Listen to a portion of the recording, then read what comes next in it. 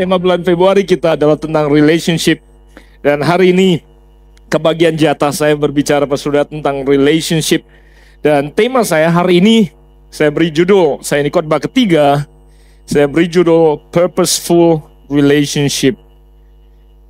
Purposeful Relationship. Kalau saudara mencatat khotbah, hubungan yang punya maksud dan tujuan, purposeful relationship. Nah, kalau saudara mencatat, saya mau saudara pakai catatan saudara untuk menuliskan beberapa hal. Tadi pagi pertanyaan yang saya lemparkan pada waktu saya mempersiapkan khotbah ini, saya lemparkan juga ke kebaktian pertama dan kedua. Dan pertanyaan sama saya ingin lempar kepada saudara. Saya bertanya selama seminggu lebih, saya mempersiapkan khotbah ini, melakukan survei kecil-kecilan termasuk di Twitter. Kalau saudara yang follow saya di Twitter, saudara melihat saya bertanya. Pertanyaan saya pertama adalah gini, do you feel that you are good looking? Saudara rasa saudara keren nggak? Ganteng nggak? Cakep nggak? Cantik nggak? Karena saya memulai pertanyaan ini di kantor, anak-anak di kantor, beberapa yang gadis yang saya tanya, karena mereka sudah kenal Tuhan, kelihatannya udah lahir baru, gambar dirinya cukup baik dan mungkin firman Tuhan juga lumayan, jadi mereka bilang, ya jelas lah, ya we feel that we look really good, diciptakan serupa, segambal. Perlu ayatnya? Saya bilang enggak perlu ayatnya, saya tahu ayatnya, ya oke. Jadi sebagian besar orang-orang yang saya tanya, mereka berkata, yeah, we feel that we are looking good. Memang di Twitter ada beberapa yang jawab, ya, kadang enggak juga, kadang kita merasa we look not really good dan lain sebagainya. Oke, pertanyaan pertama itu. Ada yang bilang ya, ada yang enggak, ada yang bilang ya, dan lain sebagainya.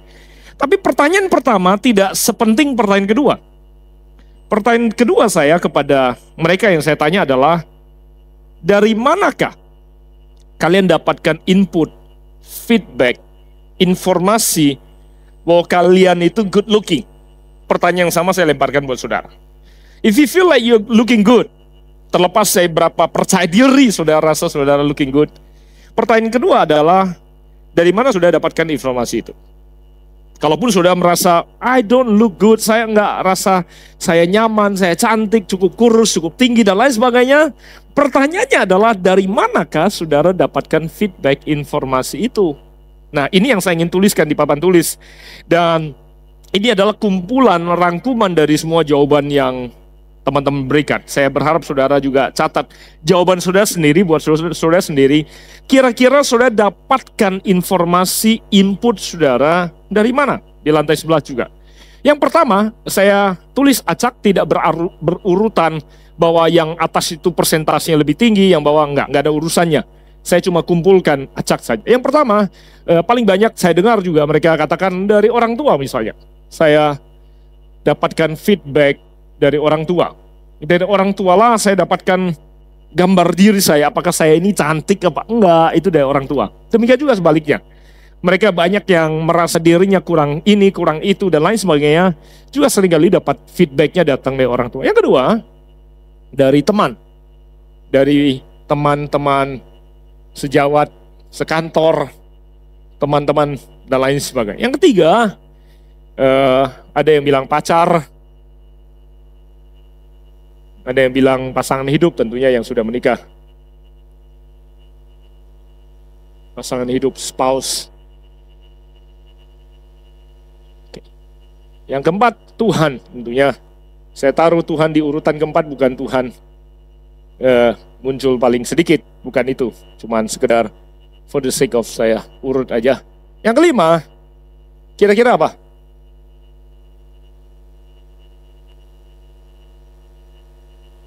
Di luar 4 yang sudah ada jawaban saudara yang di luar 4?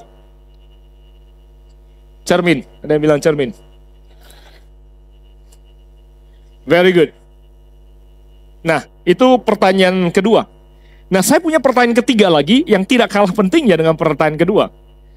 Saya bilang, setelah kalian kumpulkan apa yang kalian tuliskan, dari manakah kalian dapatkan feedback, informasi itu, tolong kasih penilaian dari apa yang kalian tuliskan, yang mana memberikan atau saudara berikan nilai paling tinggi karena pengaruhnya paling besar.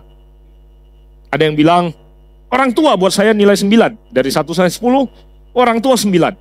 Kalau orang tuanya memberikan dampak yang sangat positif. Ada sebaliknya juga, ada yang bilang orang tua 2 nilainya. Ada yang bilang teman. Kalau teman bilang oke, kita oke banget, teman 9. Ada yang bilang justru gara-gara teman lah gambar diri saya, kepercayaan diri saya hancur. 2 teman-teman. Ada yang bilang pasangan hidup atau pacar tinggi. Ada yang bilang Tuhan, karena kita diciptakan serupa segambar dengan Tuhan, gambar diri saya, keyakinan diri saya datang dari firman Tuhan dan Tuhan. Tuhan 9. Tapi ada juga yang mungkin Tuhan cuma angka 1. Ada yang cermin 9. Saya sempat mengandalkan cermin. Saya tadi pagi di Kota Casablanca, saya sempat pinjam cermin yang full body. Saya bilang berulang kali, saya bahkan kasih cermin 10 nilainya. Dan saya selalu bilang sama cermin, mirror, mirror on the wall, you are the luckiest mirror of all. Saya merasa dia yang di dalam cermin itu sudah keren banget. Keyakinan saya yang 100% hancur. Biasanya minggu pagi saya udah pakaian semua lengkap, sudah merasa keren banget. Keyakinan itu hancur pada saat istri saya bangun. Kemudian saya tanya, gimana yang? Dia bilang, apa? Segera gambar diri saya hancur. Karena saya tidak lagi sekarang bergantung pada cermin. Istri saya dan anak perempuan saya, Joanne yang berusia 12 tahun adalah fashion consultant saya. Seringkali saya pakai, saya merasa udah cocok banget, warnanya udah matching banget. Joanne, cocok gak? Dad, itu gak cocok warnanya. Saya ganti lagi dari nol. So, sekarang pasangan hidup buat saya punya nilai lebih tinggi dari ini. Nah, apa yang saya ingin katakan bahwa kedekatan saudara dengan pribadi maupun barang tertentu yang menentukan dampak daripada feedback barang itu atau pribadi itu dalam kehidupan saudara. Seberapa dekat saudara dengan orang tua menentukan tingkat pengaruh feedback mereka dalam kehidupanmu. Kedekatan saudara dengan teman atau pasangan hidup dan bahkan Tuhan yang menentukan seberapa jauh pendapat mereka beresonansi di dalam kehidupan saudara. Apakah saya bisa diterima dengan baik? Oleh sebab itu, relationship sangat penting karena poin 1 sampai 4 ini berbicara tentang relationship saudara dengan orang lain. Dan poin kelima ini berbicara tentang relationship saudara dengan diri saudara sendiri. Oleh sebab itu sepanjang bulan ini kita akan belajar tentang relationship. Karena relationship sangat penting dalam kehidupan kita. Relationship merupakan sebuah cermin atau ibaratnya seperti cermin yang bukan hanya memantulkan siapa diri saudara, tapi juga sekaligus membentuk gambar diri saudara yang sesungguhnya. Kalau cermin yang biasa hanya memantulkan tapi tidak bisa terlalu banyak mempengaruhi, tapi relationship dalam kehidupan kita bukan hanya memantulkan, tapi sekaligus ikut berperan serta membentuk siapa diri kita sesungguhnya. Ada amin? Oleh sebab itu, hubungan yang kita miliki di dalam kehidupan sangat amat penting dalam kaitannya bagaimana kita menjalankan kehidupan kita untuk menggenapi rencana Tuhan dalam kehidupan kita. Seberapa jauh kita hidup menggenapi tujuan kenapa Tuhan tempatkan kita di generasi ini dan di hidup ini dan di muka bumi ini sangat amat besar pengaruhnya tergantung kepada hubungan yang ada dalam kehidupan kita. Saya tulis di Breaking News bulan ini, saya katakan bahwa relationship is one of the most valuable investment in life. Relationship adalah salah satu investasi yang paling berharga di dalam kehidupan. Dan saya katakan bahwa the very best investment you will ever make in life will not be a financial one, but rather the investment made in relationships. Salah satu investasi yang paling berharga yang akan saudara pernah buat dalam hidup bukanlah sebuah investasi keuangan, tapi investasi di dalam hubungan yang saudara miliki. Tuhan memberikan 168 jam pada kita semua. Dari mana saya tahu 268 jam setiap minggu, 24 kali 7, 168 jam. Saudara yang punya komitmen bekerja, saudara bekerja kira-kira 40 jam setiap minggu, 8 jam kali 5. Dan di musim hujan dan musim banjir, saudara perlu pergi dan pulang pakai waktu lebih banyak daripada biasanya. Sudah makan beberapa jam setiap hari yang sudah habiskan dari jatah 168 jam. Kemudian saudara perlu tidur untuk istirahat, karena tanpa tidur membunuh saudara lebih cepat daripada tanpa makan. Saudara perlu tidur, walaupun tidur saudara terganggu oleh semua apps dan permainan yang ada, terutama Flappy Bird yang akhir-akhir ini sedang begitu gencar saudara kejar. Tapi saudara perlu tidur, makan, mandi, dan lain sebagainya. Peneliti kehidupan manusia di kota besar berkata bahwa orang di kota besar pada umumnya rata-rata hanya tersisa 35 jam setiap minggu. 35 jam. Dibagi 7, saudara hanya tinggal tersisa 5 jam setiap hari. Pernah ada quotation yang berkata begini, "Show me your friends, I tell you or I show you your future." Perkenalkan saya pada teman-temanmu, saya bisa memprediksi masa depanmu. Saya pikir prinsip yang sama berlaku dengan waktu yang saudara miliki. Show me what you do with your 5 hours, I tell you your future. Saudara tunjukkan pada saya apa yang saudara lakukan, bagaimana saudara memperlakukan 5 jam yang tersisa yang saudara miliki setiap hari, apa yang saudara lakukan, bagaimana saudara menginvestasikan 5 jam tersebut tanpa karunia Nabi. I can tell you your future. Saya bisa kasih tahu kolesterol saudara 10 tahun dari sekarang di mana, gula saudara di mana, persahabatan saudara di mana, keuangan saudara di mana, pernikahan saudara di mana, kehidupan rohani saudara di mana. Just by looking into the 5 jam per hari yang saudara miliki, saudara bisa predik masa depan saudara.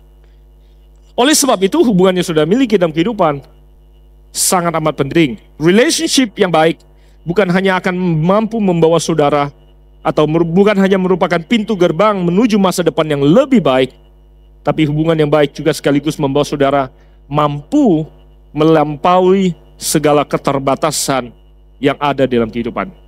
Oleh sebab itu, saudara perlu memberikan perhatian yang sangat amat khusus setiap relationship yang saudara punya, kepada setiap relationship yang saudara punya. Buat saudara yang masih muda, saudara masih bisa menentukan keputusan supaya saudara tidak mengulangi kesalahan seperti teman kita yang tadi ada di psikiater tadi. Saudara masih punya kesempatan menentukan teman. Tentunya tidak ada satu orang pun di antara kita bisa menentukan siapa orang tua kita. Tapi saudara bisa menentukan saudara mau menjadi orang tua seperti apa buat anak-anak saudara. You can choose mau jadi orang tua seperti apa.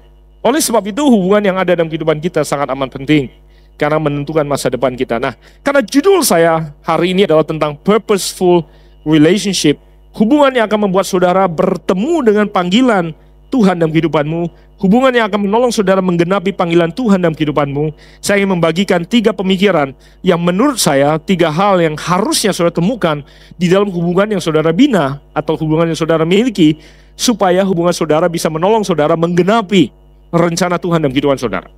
Tentunya saya tidak beranggapan bahwa 3 poin ini adalah segala-galanya dan mencakup segala-galanya. Tapi setidaknya menurut saya, kalau saudara punya 3 poin ini dalam hubungan yang saudara bina, saudara bisa menutup atau mencakup sebagian besar yang saudara butuhkan untuk menghidupi kehidupan yang penuh dengan maksud dan tujuan untuk mempermuliakan nama Tuhan. Amin. Sudah masih semangat? Amin. Sudah siap belajar? Lantai 11 siap belajar? Lambaikan tangan sebentar. Sekedar melihat tanda-tanda kehidupan. Thank you for waving your hands. Poin yang pertama, a purposeful relationship reflects and see the potential in you. Poin saya yang pertama adalah hubungan yang penuh dengan maksud dan tujuan, hubungan yang sehat akan merefleksikan dan akan mampu melihat potensi yang ada dalam diri saudara. Purposeful relationship akan mampu memunculkan potensi yang ada dalam kehidupan saudara. Menolong saudara untuk menemukan potensi yang ada dalam diri saudara.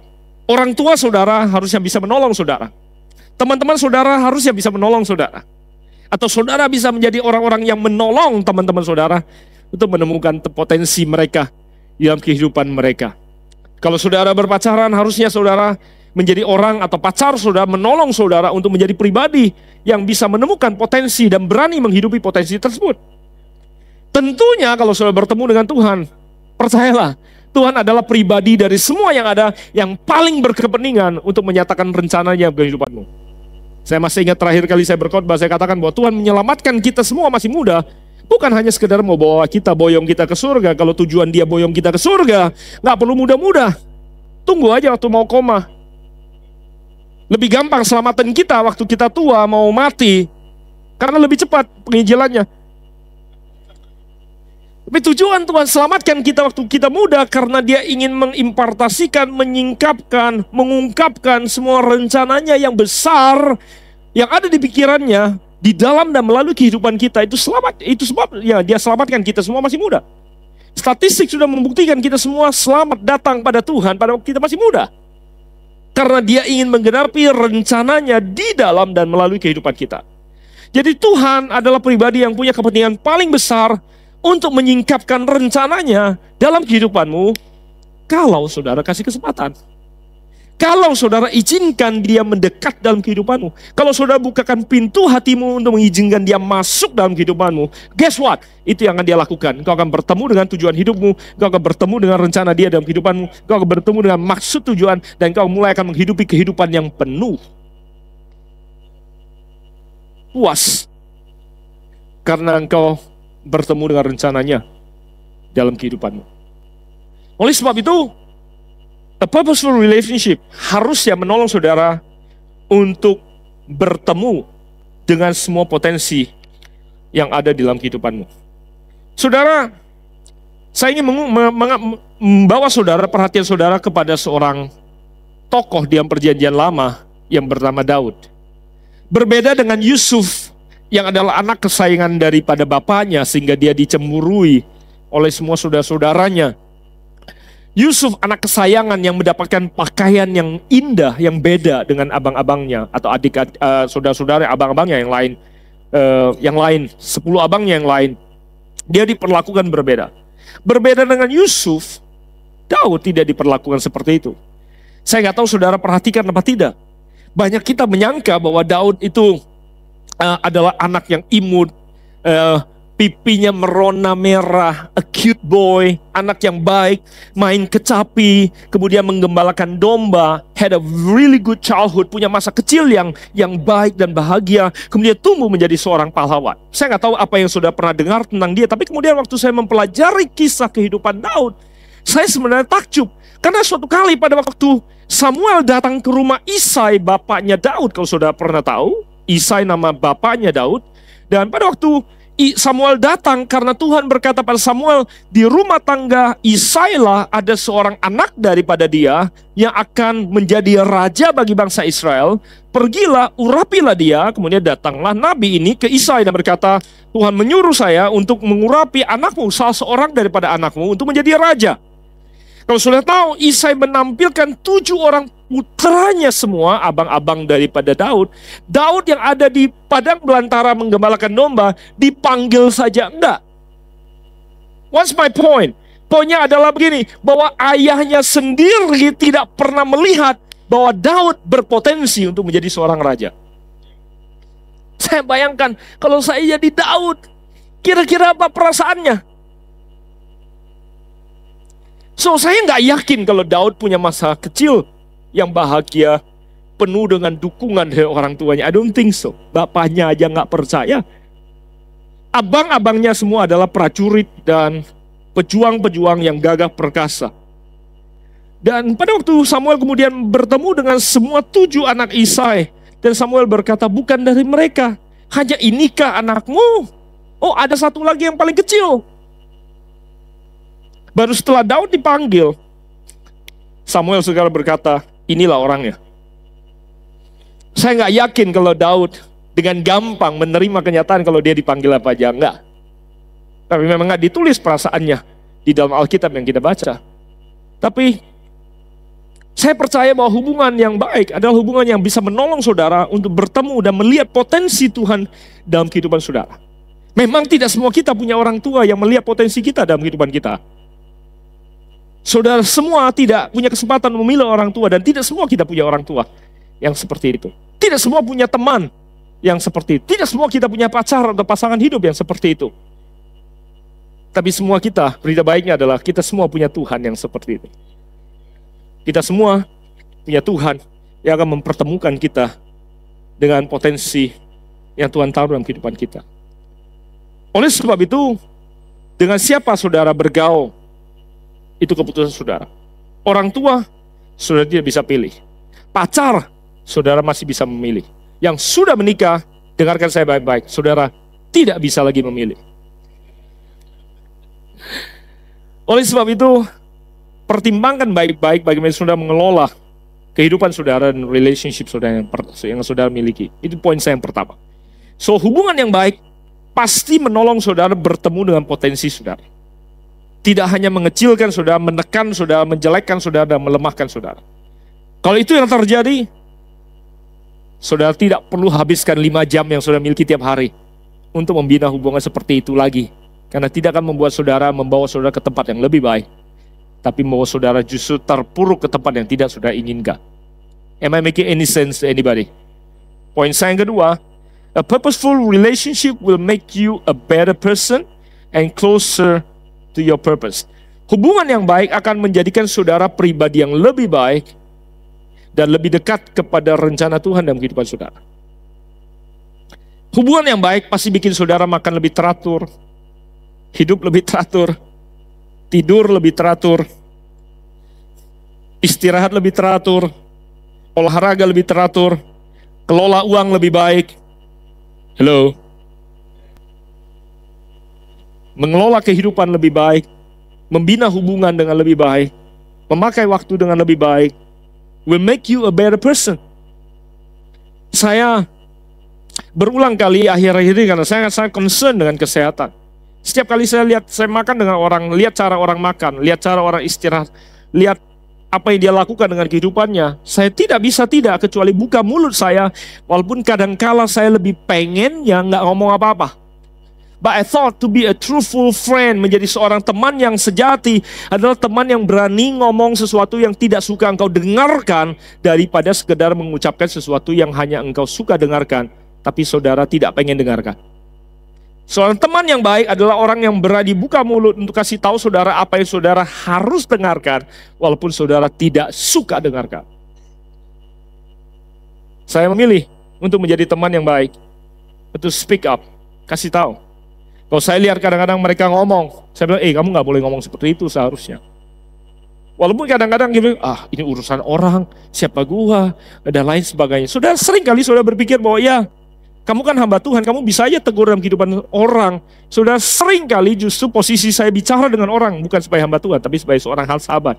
Karena justru pada saat saya bicara sebagai seorang teman, sebagai seorang sahabat, sering kali dampak dan pengaruh daripada apa yang saya katakan jauh lebih besar daripada kalau saya datang menegur sebagai orang yang seolah-olah punya otoritas untuk bicara apa-apa. Oleh sebab itu, kalau saudara mau jadi teman yang baik, saudara harus menjadi teman yang menolong orang-orang sekitar saudara untuk menjadi pribadi yang lebih baik. Atau kalau saudara mau memilih teman, saudara harus memilih teman yang menolong saudara menjadi pribadi yang lebih baik. Bukan teman yang sekedar menjauhkan engkau daripada apa yang engkau kejar. Bukan teman yang membuat saudara lebih jauh daripada mimpi dan apa yang engkau tahu menjadi rencana Tuhan dalam kehidupan saudara. Saya kira saya tidak perlu mengingatkan saudara lagi pada teman kita tadi yang sudah mati suri ribuan tahun. Begitu dia bangun, tangisan dia pertama adalah, ini semua gara-gara wanita. Saudara tidak perlu mengulangi kesalahan yang sama, bukan? Bukan? Saya ingin kutip satu ayat mengenai Simson dan Delila buat saudara. Hakim-Hakim 13 ayat ke-5 berkata seperti ini. Tuhan berkata pada ibu daripada Simson, kepada mama daripada Simson, Tuhan bilang begini, sebab engkau akan mengandung dan melahirkan seorang anak laki-laki, kepalanya takkan kena pisau cukur, sebab sejak dari kandungan ibunya, anak itu akan menjadi seorang nasir Allah, dan dengan dia akan mulai penyelamatan orang Israel dari tangan orang Filistin. Jauh sebelum Simson dilahirkan, pada saat bayi itu, janin itu ada di kandungan daripada ibunya, Tuhan berfirman dan Tuhan bernubuat tentang bayi ini. Tuhan berkata bahwa anak ini akan dipakai Tuhan untuk menjadi penyelamat bangsa Israel. Berapa banyak saudara percaya bahwa kalau Tuhan bernubuat, Tuhan punya rencana iya dan amin. Namun saya mau bawa perhatian saudara kepada apa yang terjadi. Harusnya kalau sejak bayi ini ada di kandungan, Tuhan sudah berbuat punya rencana. Harusnya mamanya tahu bagaimana membesarkan anak ini harusnya. Harusnya Simpson tidak berakhir menjalani kehidupan yang seperti itu. Harusnya. Tentunya mungkin kalau mamanya didudukan di psikiater tadi, mamanya juga bisa cerita, tahu nggak Simpson itu keras kepala, nggak kena diomongin, udah dinasihatin. Betul, saya baca di kitab Hakim-Hakim, orang tuanya sempat menasihati Simpson. Kenapa kamu mau menikah dengan wanita yang dari suku yang tidak bersunat daripada bangsa Filistin? Kenapa engkau tidak mengambil wanita dari suku dan kaum kita saja bangsa bersunat? Dengan kata lain, dari keluar atau dari suku yang sama. Kenapa kamu harus menikah dengan orang dari suku yang asing dan lain sebagainya? Betul, mereka sempat menegur Simpson. Tapi kenyataannya kemudian, kalau saudara baca kisahnya, dikatakan bahwa mereka berdua turut serta dalam perjalanan bersama Simpson pergi ke tanah Filistin, meminang wanita yang bernama Delila itu. Betul, Simpson punya tanggung jawab untuk memilih dalam kehidupannya. Tapi berapa banyak saudara juga setuju bahwa orang tuanya punya tanggung jawab karena sejak awal tahu ada panggilan dan rencana Tuhan dalam kehidupan bayi atau anak ini. Oleh sebab itu, saya ingin titipkan ini pada saudara. Saudara suatu hari saudara akan menjadi orang tua. Apa yang kau lakukan dalam membesarkan anakmu yang akan menentukan pengaruh yang saudara lakukan dan apa pengaruh yang saudara bisa berikan pada saat anak saudara akan dan perlu membuat keputusan yang paling penting dalam kehidupan mereka. Ada amin? Kedekatan Simpson dengan orang tuanya yang menentukan seberapa besar suara orang tuanya punya pengaruh dalam kehidupan mereka. Tentunya oleh sebab itu saya ingin juga memberi masukan buat saudara yang masih muda. Saudara perlu suara orang tua. Nah, kalau orang tuamu kandung tidak ada di posisi dekat dengan Tuhan untuk bisa mendampingi saudara bertemu dengan rencana Tuhan, saudara setidaknya saudara bisa punya orang tua rohani. Orang yang lebih tua, yang sudah pernah menikah, yang sudah pernah menjalani kehidupan, yang sudah pernah mendahului saudara dalam berbagai hal, saudara bisa jadikan mereka orang tua saudara untuk kemudian berkata-kata dalam kehidupan saudara. Karena itulah yang akan menolong saudara untuk membuat keputusan-keputusan yang paling penting dalam kehidupanmu. Saudara bisa mengerti apa saya katakan? Saudara tidak bisa mengubah kehidupan orang tuamu kalau mereka belum kenal Tuhan, belum diubahkan pola pikirnya. Kemungkinan besar ada banyak hal malah yang mereka pikirkan berbenturan dengan pola pikir saudara. Tapi setidaknya saudara bisa punya orang tua rohani, orang yang lebih tua dalam kehidupan saudara, dalam rohani, dalam kehidupan, dalam pekerjaan, dalam menikah, dan lain sebagainya. Untuk saudara izinkan mereka berbicara dalam kehidupan saudara, sehingga saudara bisa bertemu dengan rencana Tuhan di dalam kehidupan saudara. Ada amin? Nah, saya ingin mengajak saudara melihat satu kisah lagi di dalam Alkitab. Di dalam Perjanjian Lama ada kisah tentang seorang om yang bernama Mordekai yang punya keponakan yang sangat terkenal yang bernama Esther. Esther adalah anak adopsi daripada Mordekai, dan saya ingin highlights beberapa hubungan antara Mordekai dan Esther yang akan memberkati saudara pada sore hari ini. Esther pasal kedua, saya bacakan ayat ke-5 sampai ayat ke-7.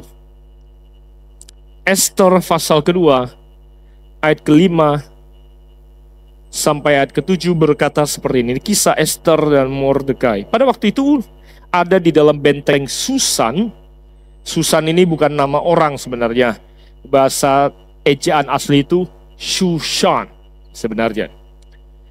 Di dalam benteng Shushan ada seorang Yahudi yang bernama Mordekai bin Yair bin Simei bin Kish, seorang Benyamin, orang Yehuda, yang diangkut dari Yerusalem sebagai salah seorang buangan yang turut dengan Yekonya, Raja Yehuda.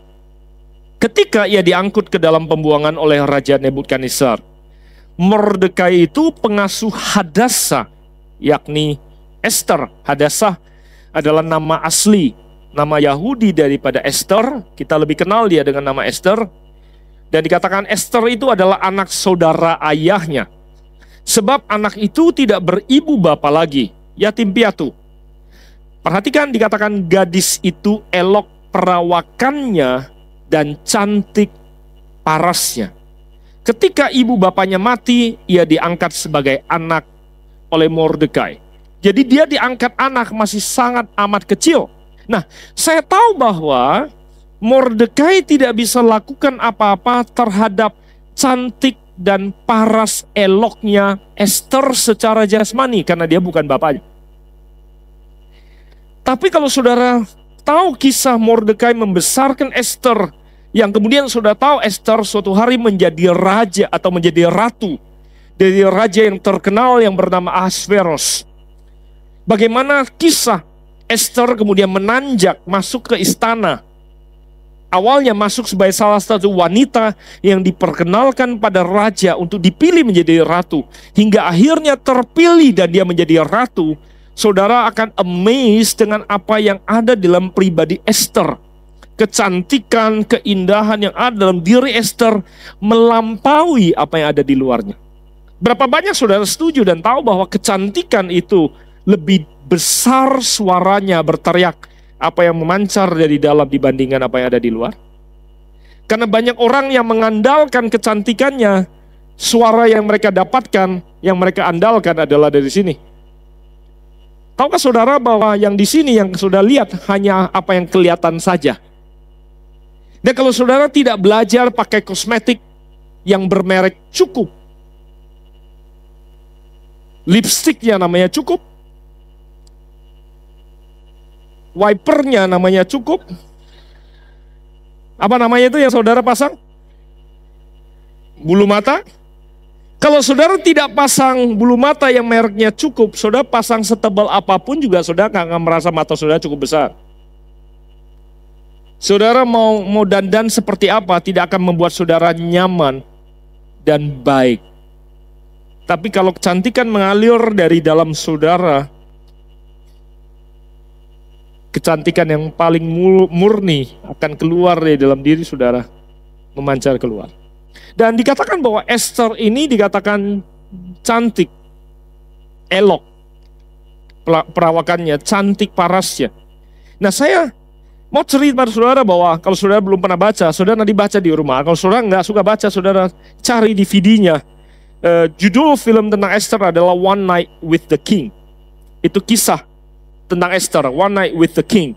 Cerita suatu hari Ahasveros, Raja Persia di zaman itu kira-kira 580 sekian tahun sebelum Kristus.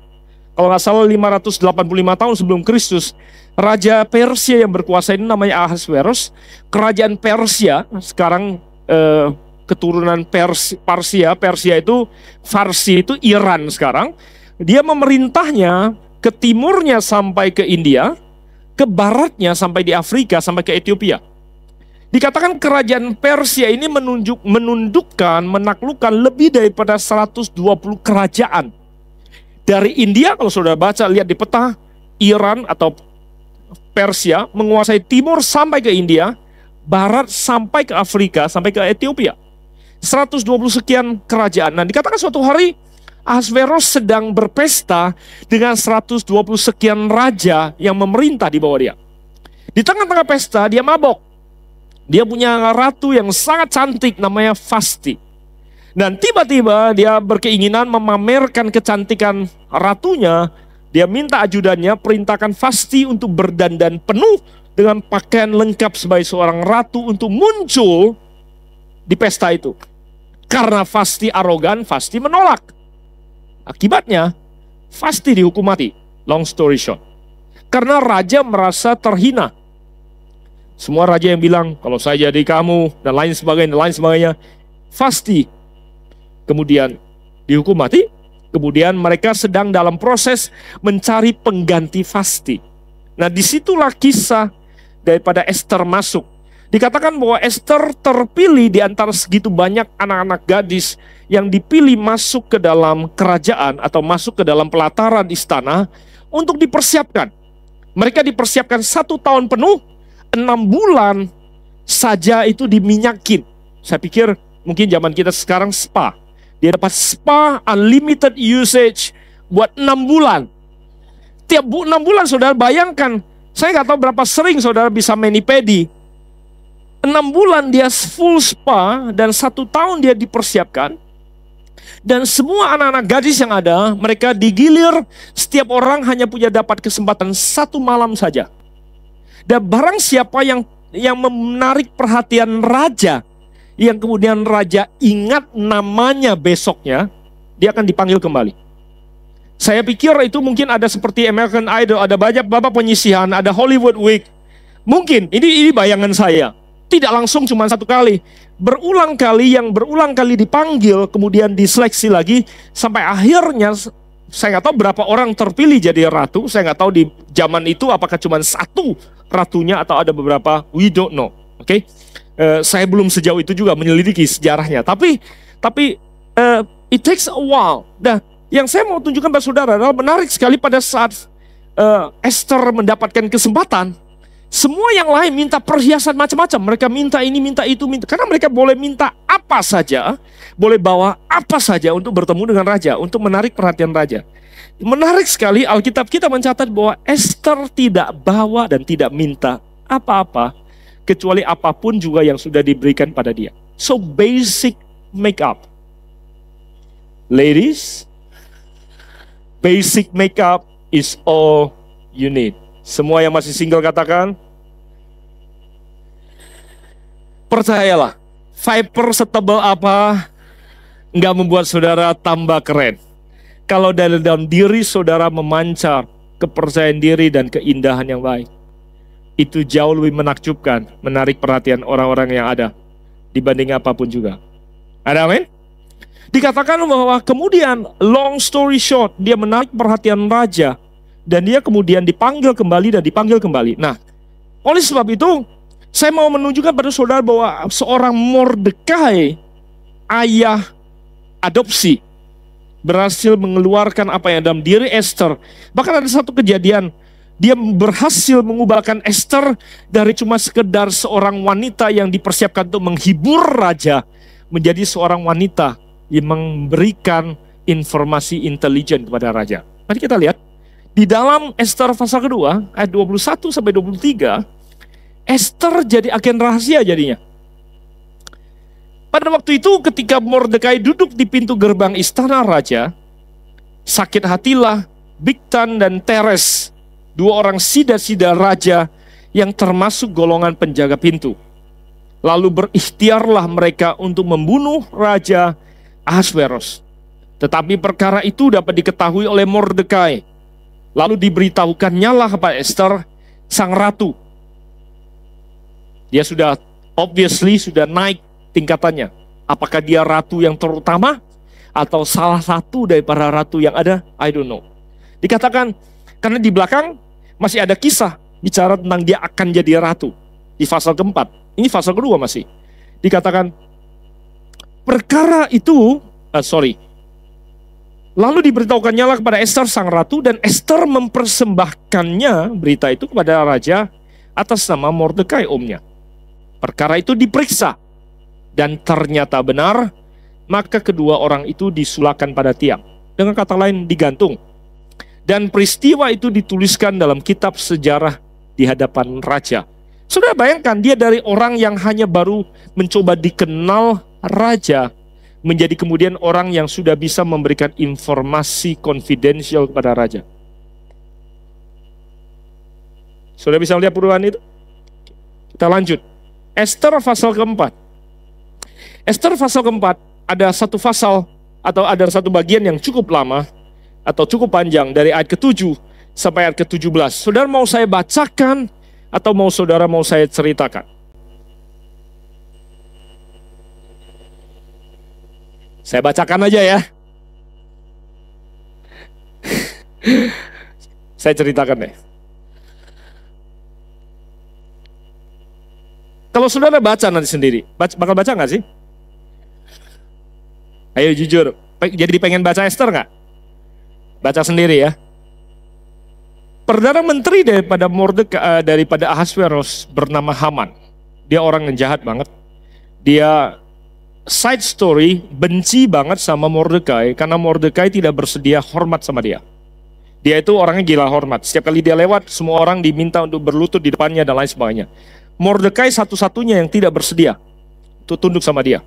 Nah, ada satu kejadian di mana Haman, si Perdana Menteri ini, mengeluarkan perintah sebagai Perdana Menteri atas nama Raja untuk semua orang Yahudi di kerajaan Persia harus dibunuh. Sampai keturunan-keturunannya harus dibunuh. Bahkan ada upah untuk membantai orang Yahudi. Dan berat perak yang akan diberikan akan setimbang dengan berat jumlah orang Yahudi yang mereka bunuh. Itu dikeluarkan seperti itu. Nah, Mordekai dan Esther selama mereka ada di istana Raja Ahasverus merahasiakan identitas mereka sebagai orang Yahudi. Saya nggak tahu gimana caranya, tapi mereka kelihatannya berhasil merahasiakan. Hingga pada saat di mana mereka terancam, kemudian Mordekai mendesak Esther untuk maju menghadap raja. Mordekai bilang, pergilah hadapi raja, kasih tahu pada dia bahwa kamu orang Yahudi, supaya kamu bisa selamat. Nah, ini jawaban Esther waktu Mordekai minta pada dia. Lalu masuklah Hatta. Hatta itu ajudan daripada Esther dan menyampaikan perkataan Mordekai kepada Esther.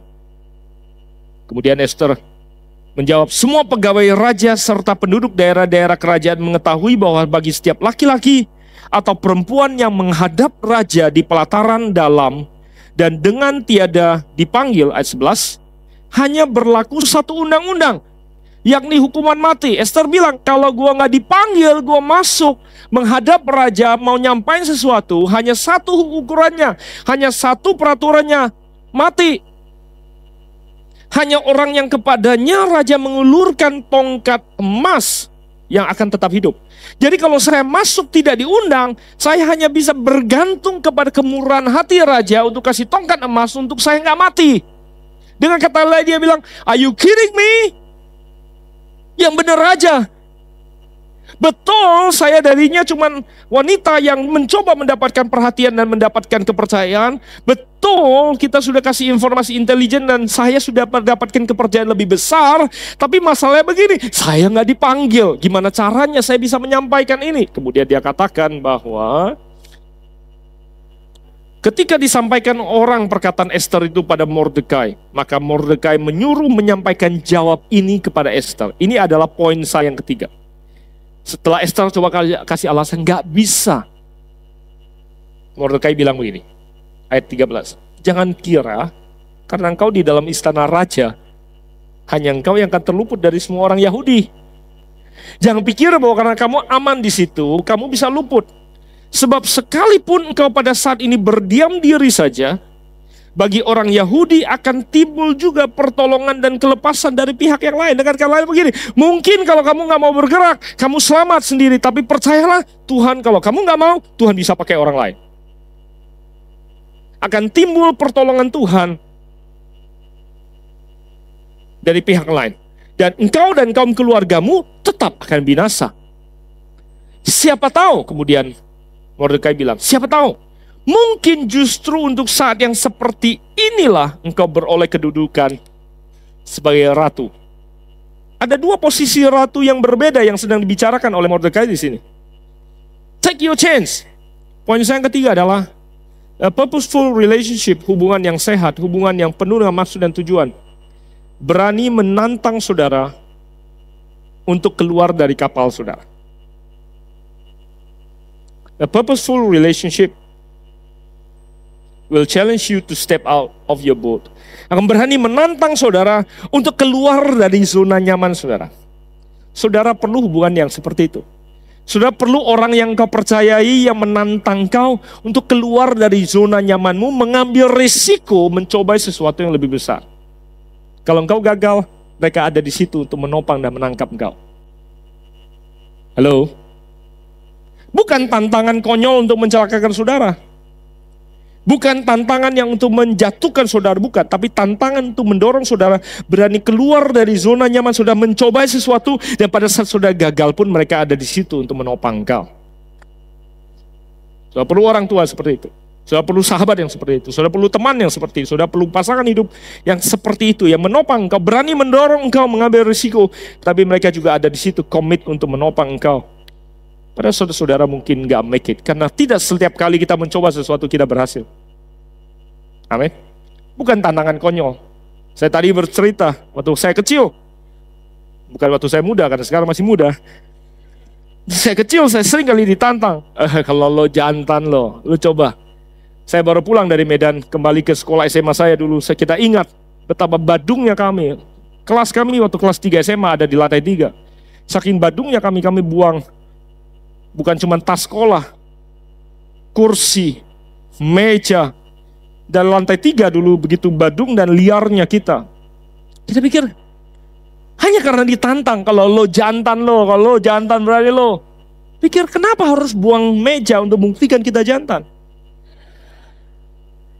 Kalau saya nggak yakin saya jantan, harusnya nggak perlu buang meja untuk buktikan saya jantan.